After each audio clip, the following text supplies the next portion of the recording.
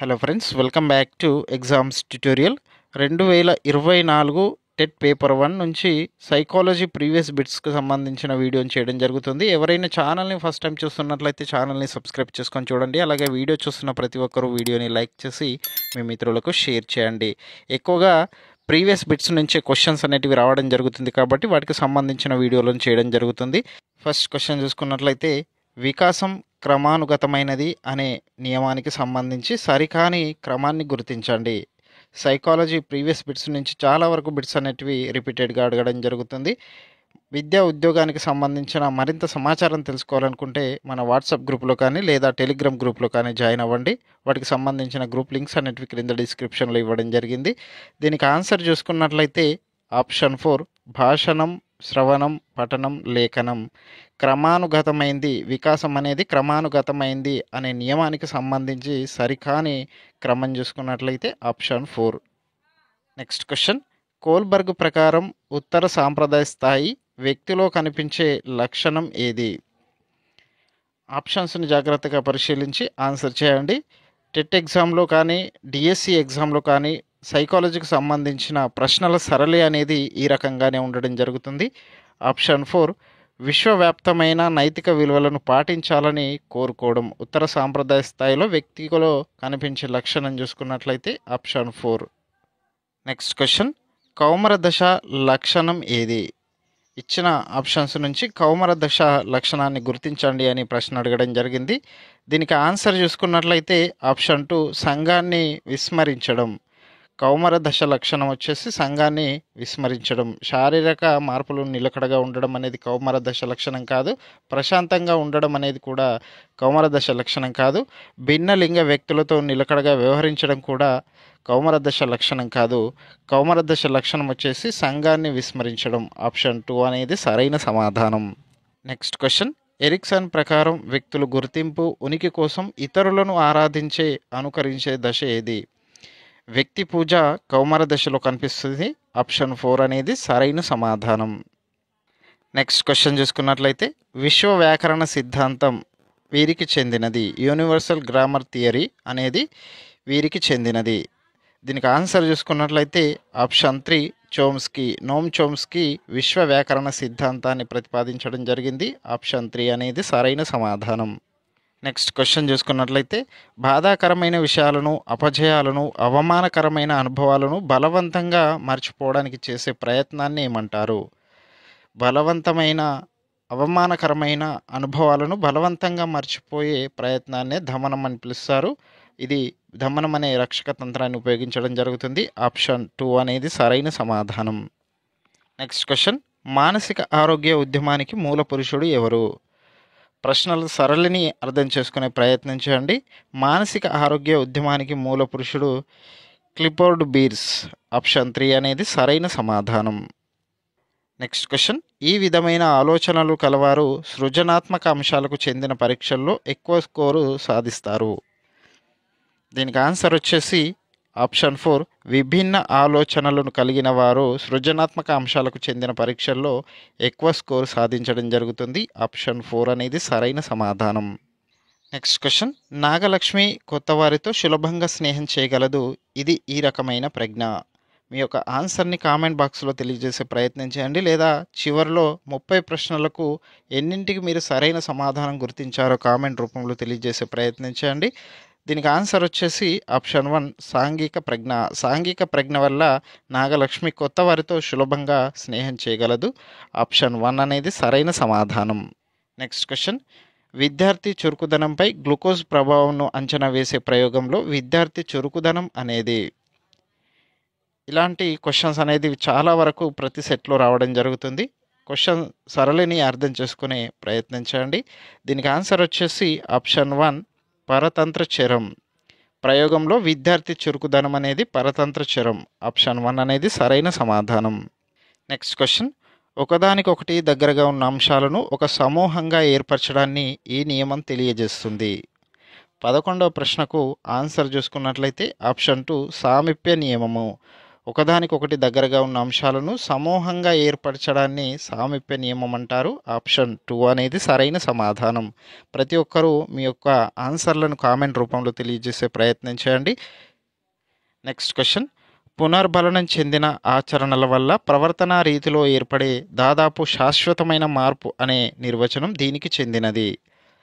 దీనికి ఆన్సర్ వచ్చేసి option 3 అభ్యసనము. Option 3 అనేది సరైన సమాధానం. Next question. ఉద్వేగాలకు సంబంధించి సరికాని ప్రవచనాన్ని గుర్తించండి. ప్రతి ఒక్కరూ ఆప్షన్స్ను జాగ్రత్తగా పరిశీలించిన తర్వాతే ఆన్సర్ చేసే ప్రయత్నం చేయండి. దీనికి ఆన్సర్ చూసుకున్నట్లయితే ఆప్షన్ 3 పిల్లలకు భయం అనే ఉద్వేగం పుట్టుకతోనే ఉంటుంది. ఇది సరికాని ప్రవచనం. ఆప్షన్ 3 అనేది సరైన సమాధానం. Next question. అభ్యసన అంశాలు తొలుత బాగా కఠినంగా ఉండి క్రమంగా సులభతరంగా చివరకు మరలా కఠినంగా ఏర్పడే అభ్యసన వక్రరేఖలు. దీనికి ఆన్సర్ చూసుకున్నట్లయితే ఆప్షన్ 3 ఎస్ రకపు వక్రరేఖలు. ఆప్షన్ 3 అనేది సరైన సమాధానం. Next question. టైప్ రైటర్ మరియు కంప్యూటర్లోని కీబోర్డ్ యొక్క సామీప్యత వల్ల టైపు చేయగల వ్యక్తి కంప్యూటర్ నేర్చుకోవడం సులభమవుతుందని ఈ సిద్ధాంతం తెలియజేస్తుంది. టెట్ డిఎస్సి రాయబోయే అభ్యర్థులు ఎక్కువగా ఇలాంటి ప్రశ్నలపై దృష్టి సాధించితే ఎక్కువ స్కోర్ చేసే అవకాశం ఉంటుంది. దీనికి ఆన్సర్ చూసుకున్నట్లయితే ఆప్షన్ 2 సమరూప మూలకాల సిద్ధాంతం. ఆప్షన్ 2 అనేది సరైన సమాధానం. Next question. వైగోట్స్కీ ప్రకారం క్రింది అంశం ఉన్నత మానసిక ప్రక్రియకు ఉదాహరణ. ఇచ్చిన ఆప్షన్స్ని జాగ్రత్తగా పరిశీలించి ఉన్నత మానసిక ప్రక్రియకు ఉదాహరణను ఎంచుకోండి. వైగోట్స్కీ ప్రకారం ఆప్షన్ 4 అనేది సరైన సమాధానం. సంశ్లేషణ. Next question.